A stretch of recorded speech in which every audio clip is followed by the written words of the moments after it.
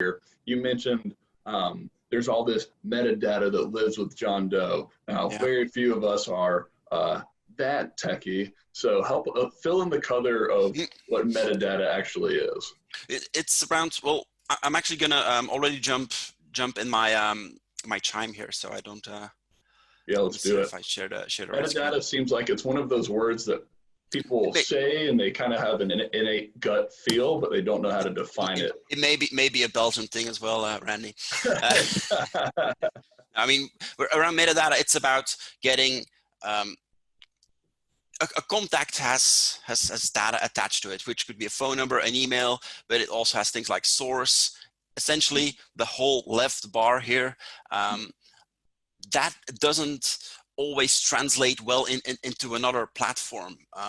If you start exporting or importing data into Chime, you're just going to think about the essentials, like, okay, name, email, that's it. But there's lots more that makes up a contact. And if you think of Chime and you start thinking about the other apps that potentially this person, he happens to be my boss, sits in, like, Ewout, is he eligible to receive newsletters that I would send him through MailChimp?